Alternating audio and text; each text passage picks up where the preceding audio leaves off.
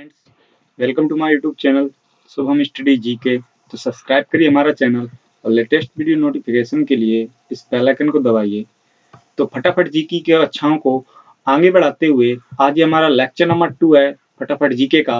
आज का हमारा टॉपिक है कि भारतीय संविधान का निर्माण कैसे हुआ, उसके बारे में डिस्कस करेंगे वाले हैं। इससे पहले हमने पहला लेक्चर कंप्लीट किया था, जिस पर बहुत बढ़िया रिस्पांस रहा, आप लोगों ने काफ़ी कमेंट्स किए। तो उसी की रिक्वायरमेंट को आगे बढ़ाते हुए आज ये दूसरा लेक्चर है, जिसमें हम भारत के संविधान सभा का किस तरह से निर्माण हो उसके बारे में डिस्कस करेंगे। तो चलिए वीडियो शुरू करते हैं फटाफट। तो फ्रेंड्स, हमने जैसे देखा कि भारत प्राचीन काल से ही एक उभरती हुई हस्ती के रूप में विकसित हुआ है।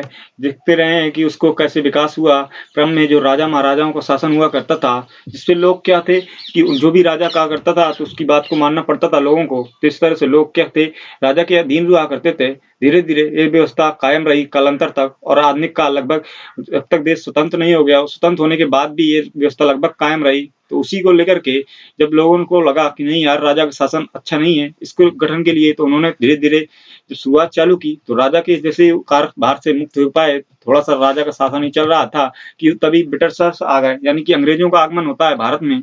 और अंग्रेज आगमन के कारण क्या होता है, धीरे धीरे ये व्यापारिक रूप में आए थे, लेकिन पूरे पूरे संपूर्ण भारतवर्ष में एकदम से कब्जा सा करके बैठ जाते हैं। अब इनसे छुटकारा पाने के लिए धीरे धीरे भारतीय लोगों में क्या होता है, आक्रोश पैदा हो जाता है, जिसके कारण क्या होते हैं, भारतीय इसको अंग्रेजों से शासन से मुक्ति पाने के लिए क्या करते हैं, पहला मुक्ति पाने के लिए सर्वप्रथम प्रथम स्वतंत्रता संग्राम, जिसको 1857 की क्रांति के रूप में जाना जाता है, यानी कि प्रथम स्वतंत्रता संग्राम को छेड़ देते हैं। और इस स्वतंत्रता संग्राम में लोग जो भारतीय होते हैं वो काफी हद तक अंग्रेजों का मुकाबला करते हैं, लेकिन एकजुटता समरसता के कारण वो इसका सामना दमन करने में पूरी तरह सक्षम नहीं होते हैं इसको लेकर के। लेकिन भारतीयों के मन में एक विचार ये जरूर आ जाता है कि नहीं, अब हम इनका दमन कर सकते हैं। तो लोगों ने क्या कहा कि नहीं यार, अब हम इन अंग्रेजों की बात भी नहीं मानेंगे, इनके कानून को बनाए हुए कानूनों का पालन भी नहीं करेंगे। अब लोगों ने क्या किया, अपने खुद के कानून बनाने के लिए, अपनी खुद की संविधान सभा का गठन करने के लिए लोग क्या हुए, आगे आए। और लोगों ने क्या किया, संविधान सभा के गठन की क्या की मांग उठाई। और लोगों ने कहा नहीं, we need democracy, we do democracy and we need democracy. इसी को लेकर के, क्योंकि जो अब्राहम लिंकन थे उन्होंने कह गए थे कि डेमोक्रेसी जो लोकतंत्र होता है कुछ और नहीं होता है, लोगों का लोगों के लिए लोगों द्वारा शासन होता है। तो उसको लेकर के लोग सामने आए और लोगों ने कहा नहीं भाई, हमको अब डेमोक्रेसी करनी है। उसी को लेकर के सर्वप्रथम ये तो लोग मांग उठा रहे थे, लेकिन उस समय ब्रिटिशर्स का शासन था तो लोग की मांग को उतना ध्यान नहीं दिया गया। लेकिन जब कोई ऐसा व्यक्ति जो कि सत्ता में होता है, सत्ता से जिसका रिलेटेड कोई संबंध होता है, अगर वो कोई बात को प्रकट करता है, आप आधुनिक काल से संज्ञा ले सकते हैं, अगर वो कोई बात को छेड़ता है तो उसकी बात को क्या होता है, मान मर्यादा दी जाती है। तो लोग अभी तो संविधान सभा में मांग उठा रहे थे, तो उनकी सभा का कोई, उनकी जो मांग थी उनका कोई लोग रिस्पॉन्स नहीं दे रहे थे जो ब्रिटिशर्स थे। फिर इसके लिए सर्वप्रथम अगर किसी ने मांग उठाई तो वो स्वराज पार्टी, जो कि एक अच्छी उस समय की अच्छी पार्टी थी, कांग्रेस पार्टी, स्वराज पार्टी और जो मुस्लिम लीग, यही मुख्य 3 पार्टियां थी उस समय। ठीक है, भारत में जब भारत के स्वतंत्रता संग्राम से पहले और भी छोटी छोटी दल थे, लेकिन वो उतने इंपॉर्टेंट नहीं है। लेकिन स्वराज पार्टी ने सबसे पहले 1923 में इसकी मांग उठाई कि नहीं भाई, अब भारतीय लोगों को खुद की संविधान सभा का गठन कर ही लेना चाहिए, स्वयं के कानून खुद बना लेने चाहिए। और इन्हीं की सिफारिश को देखते हुए सर्वप्रथम एम.एन. राव की अध्यक्षता में 1934 में एम.एन. राव की अध्यक्षता में भारतीय संविधान सभा के गठन की मांग ब्रिटिशर्स के सामने रखी गई। अब भाई ब्रिटिशर्स के सामने मांग रख दी गई। अब ये पहला बार हुआ था कि जब किसी इतनी बड़े अध्यक्ष था, जिसने कि एम.एन. राव एक तरीके से एक अध्यक्ष थे किसी पार्टी के, ठीक है, जो ब्रिटिशर्स के सामने, जो कि ब्रिटिशर्स के कानूनों में क्या करते थे, हस्तक्षेप किया करते थे। तो उन्होंने जब इसकी मांग ब्रिटिश सरकार के सामने रखी तो भाई उनकी बात तो सुननी चाहिए थी। लेकिन उनकी बात को भी लोगों ने, ब्रिटिशर्स ने क्या किया, ये कहते हुए इनकार कर दिया कि नहीं, ये जो आप तथ्य रख रहे हैं ये आप कुछ परिस्थितियों को देखकर रख रहे हैं, इसलिए हम आपकी बात तो क्या कर रहे हैं, स्वीकार नहीं कर रहे हैं। इसको लेकर के उन्होंने क्या कर दिया, इनकी बात का विरोध किया। और फाइनली फिर इसके बाद अगले चरण में क्या हुआ कि जो 1935 में फिर से जो आधिकारिक रूप से जो पंडित जवाहरलाल नेहरू उस समय जो मुख्य नेता थे उस समय, उन्होंने कांग्रेस में घोषणा कर दी, इंडियन नेशनल कांग्रेस, जिसको भारतीय राष्ट्रीय कांग्रेस के रूप में जाना जाता है, उन्होंने घोषणा कर दी कि नहीं, अब भाई आधिकारिक रूप से घोषणा हो गई है कि हम भारतीयों को क्या करना चाहिए, अपनी स्वयं की संविधान सभा का गठन किया जाएगा। और ये संविधान सभा का गठन किया जाएगा अप्रत्यक्ष प्रणाली के द्वारा किया जाएगा, पूर्ण बहुमत के आधार पर ये घोषणा की जाएगी कि पूर्ण वयस्क मताधिकार के आधार पर भारतीय संविधान सभा का गठन किया जाएगा। अब उनकी इस बात को उन्होंने फिर से जाके ब्रिटिशर्स के सामने रखी और उनकी फाइनली उनकी बात को 1940 में, जिसके अगस्त प्रस्ताव कहते हैं, अगस्त प्रस्ताव के रूप में स्वीकार कर लिया गया।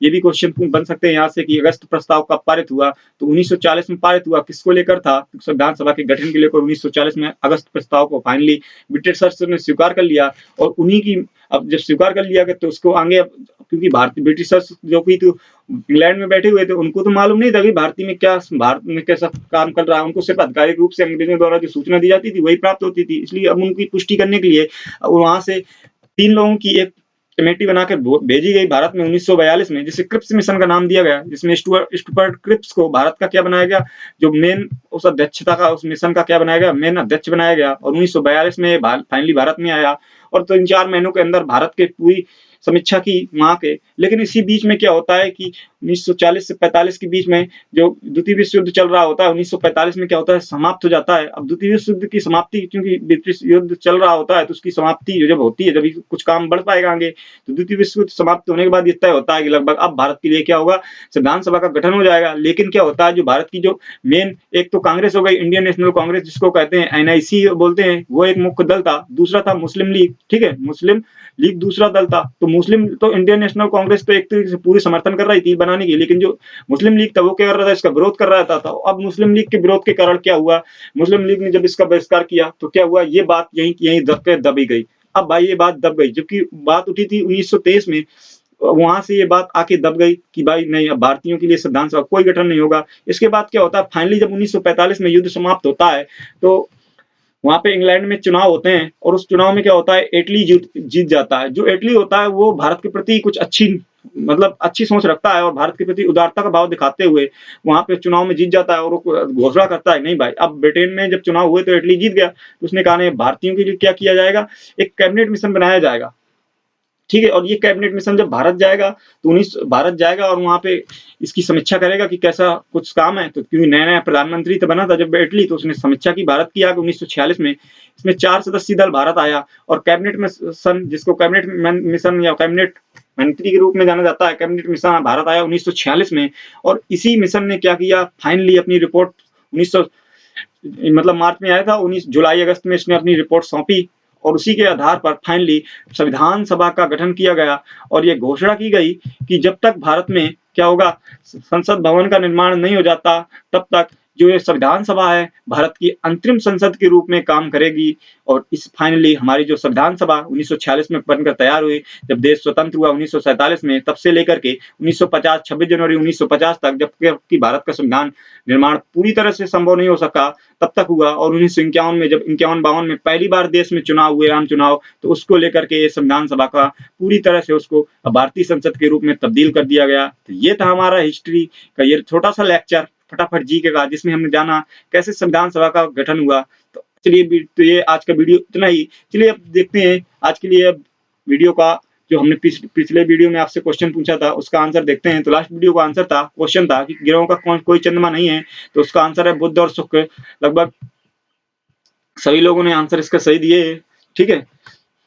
चलिए आज की वीडियो का लेक्चर देखते आपको पसंद लगा होगा। यदि वीडियो अच्छा लगा हो तो वीडियो को लाइक जरूर करिएगा। अब आपके लिए आपका क्वेश्चन, आज का क्वेश्चन है, निम्न में से किस मिशन या प्रस्ताव द्वारा भारतीय संविधान सभा का गठन किया गया? Option number A Cripps mission, option number B cabinet mission, option number C अगस्त प्रस्ताव, ऑप्शन नंबर डी इनमें से कोई नहीं। इसका आंसर आप कमेंट बॉक्स में जरूर बताइएगा। और आपको अगर वीडियो अच्छा लगा हो तो वीडियो को लाइक शेयर सब्सक्राइब जरूर करिएगा, ठीक है। Thank you for watching my video.